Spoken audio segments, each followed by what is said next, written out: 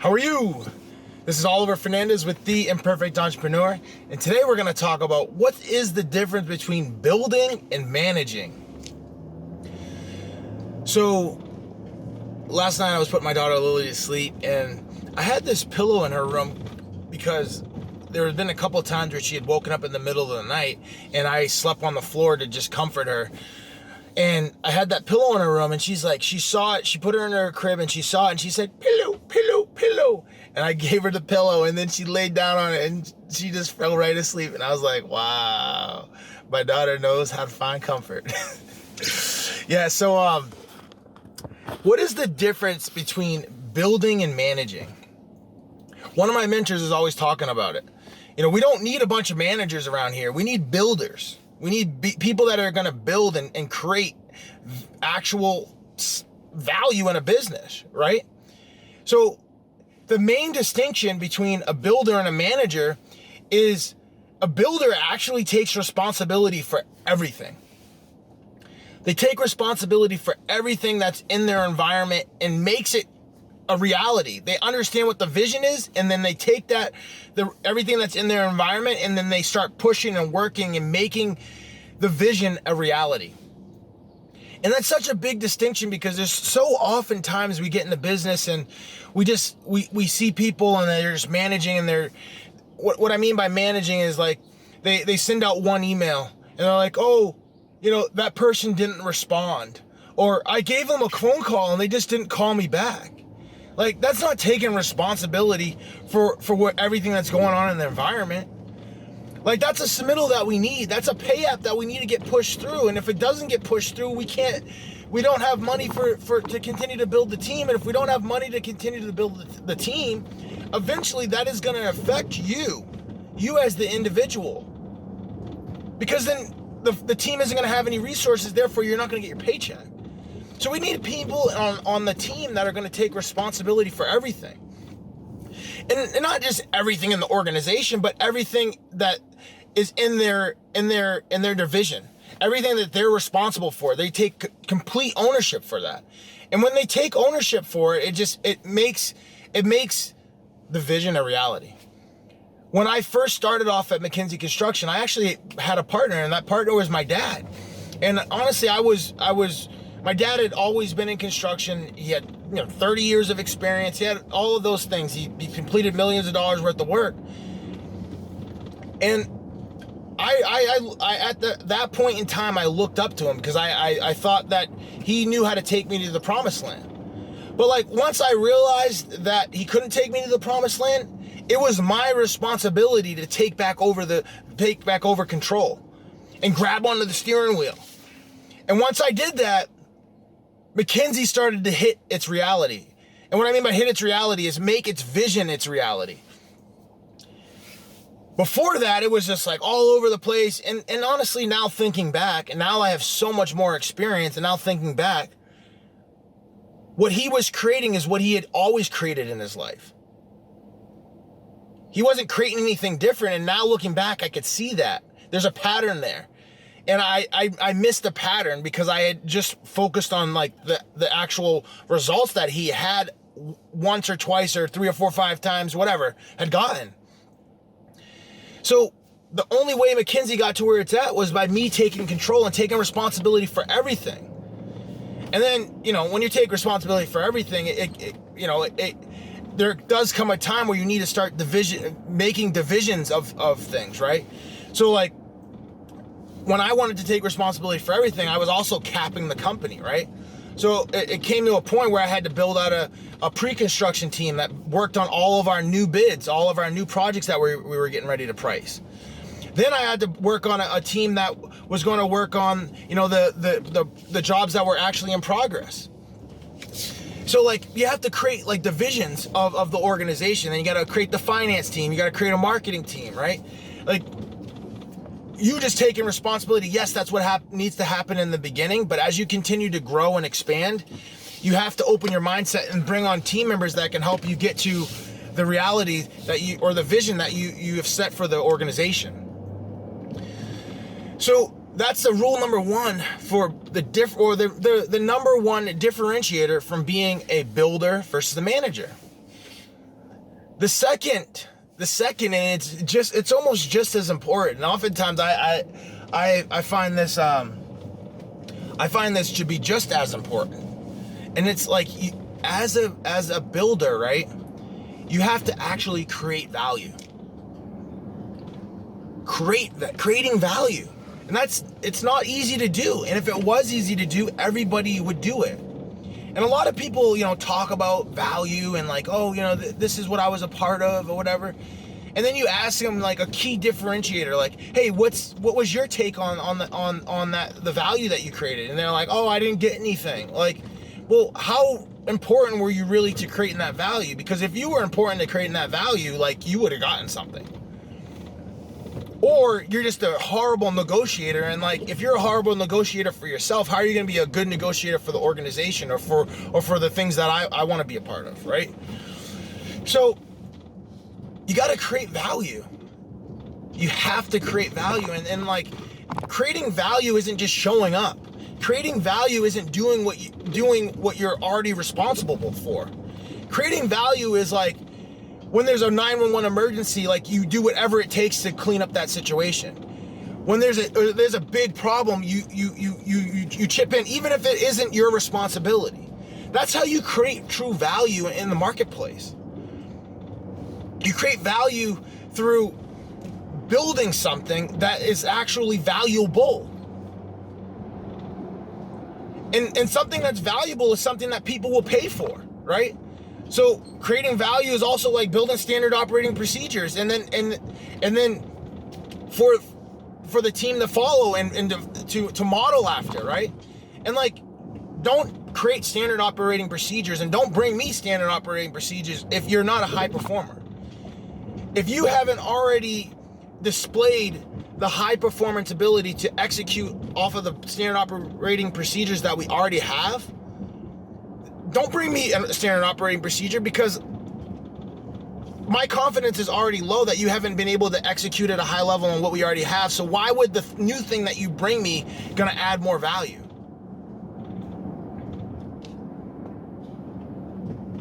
So like, that's the differentiator is like between a manager and a builder is a builder actually creates value.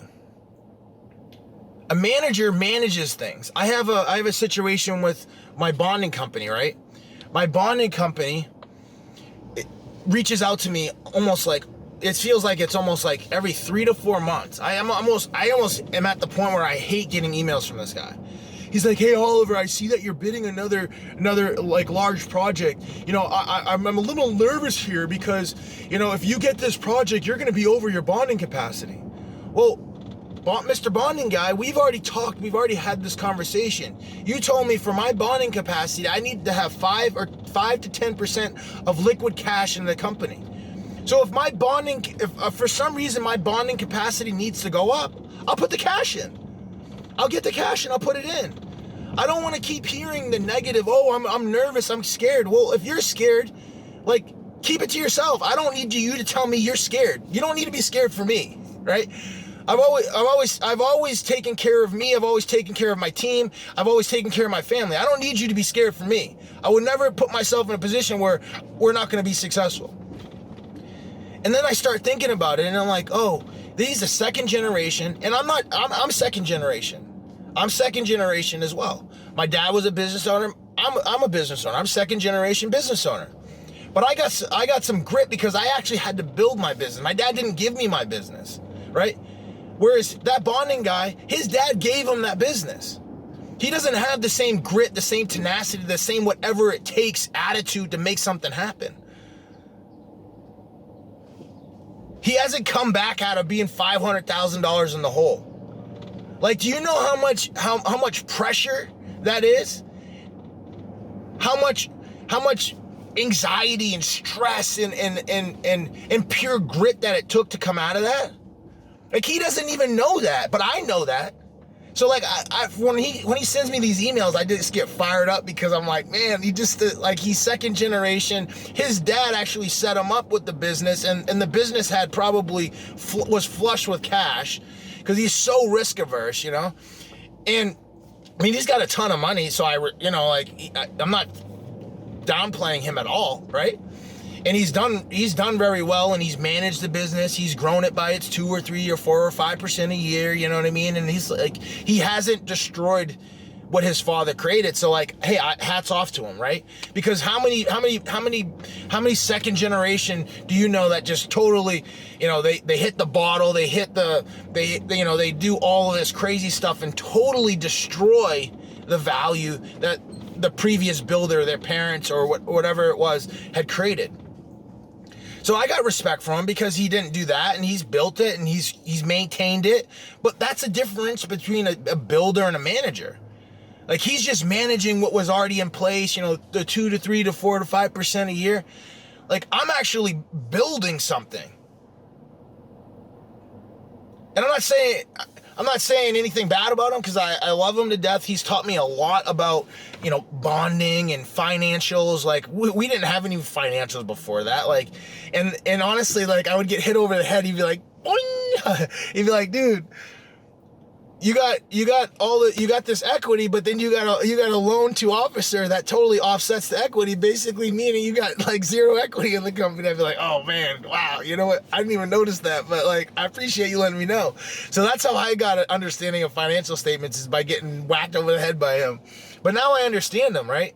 And sometimes it takes that. It takes the pressure and the you know, someone, you know, hammering down on you. And he was hammering down. He's like, dude, you got to put cash in the company. I'm like, oh crap, I've already made another investment. So it put pressure, because I had to scramble and make things happen that were that I didn't realize I had done, right? And how many business owners are like that? Like, you do things in your business and you think you're doing the right thing, but you're actually doing the wrong thing. And then that's why it's so important to get around people that know what needs to happen, so that you can model after them and actually get the results that they're getting. So that's the second differentiator between a builder and a manager, right? And that is adding value. Creating value. That's the second, is creating value. The third, this is good, is you got to add value to the people you're around. And what do I mean by that? Well, if the people that you are around are not making any money, their lives aren't getting better, like, dude, you're not adding value. A manager manages people. Hey, like, you're supposed to be here at 9 o'clock and you're not here. You're supposed to leave at 5 and you left at 4:30. That's what a manager does. What does a builder do? Hey, dude, we're going here, and like, you can show up at 9:30 if you want. You can show up at 4:30. You can work from home if you want. But like, I'm showing up, and my net worth is like 100 times more than what yours is. But like, we're going here, and if you want to build shoulder to shoulder with me, I'd be here. Like, you don't want to miss this opportunity.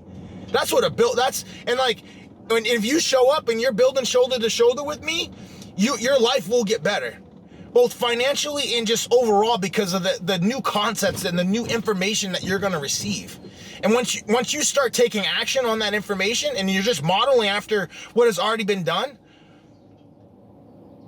your life is going to change. And then, so those are the cool things about being a builder versus a manager. There's so many managers out there. You don't want to be a manager. You want to be a builder. You want to be someone that is a whatever it takes type of person. And you want to be a builder with people that like are going to add value to your life, right? Because you don't have to be the only builder. Like, I got builders on my team. I also have some managers on my team, right? And like, the reason why they're on my team is that they got a really good skill set, and I'm teaching them the thought process of being a builder, and they're getting it. They're getting it, and as they're getting it, they're starting to get more results for themselves.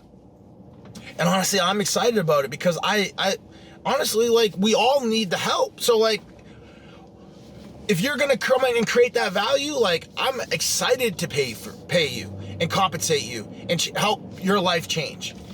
Right? So like, I want to make that clear, is like, if you're a builder, right, you don't have to just be a builder by yourself, right? You can build with other people, but it's just the mindset. It's the mindset. Are you a person that takes responsibility for everything in your environment? things that are falling apart. Are you like, oh, how can I help? How can I add value? Hey, I'll work that weekend. Hey, I'll go down there on Friday night and take care of that. I'll take care of the badging. I'll take care of the design. I'll take care of, even though I'm the estimator, I'll do all of these different things. That's a builder. And that's a builder that's building inside of a vision. A manager's like, oh, that's not my responsibility. Like, that's not on my job description. Well, put it on your job description and let's start building. Like, we ain't got no time to sit here and talk about what's not on your job description. Just that point alone is pulling us off target. Like, the things that the difference between a builder and a manager is a builder will say, they just use this simple framework. Is this adding value or moving toward the vision, or is this moving away from the vision? If it's moving toward the vision, there's an automatic yes. Let's do it. If it's moving away from the vision, it's a no. We're not doing that. We're not wasting time on that. That's a differentiator. Those are the differentiators between a builder and a manager. A builder. You want to be a builder. What does a builder do? A builder takes responsibility for everything. A builder actually creates value. There's so many people that talk about the value that they've created, right? So many people talk about value, but they haven't actually created value. And a builder actually makes the people's lives around them better. And they don't do it just because. They're doing it because those people that are around them are also builders and they're building with them. So be a builder and go out there and build your life, build your legacy.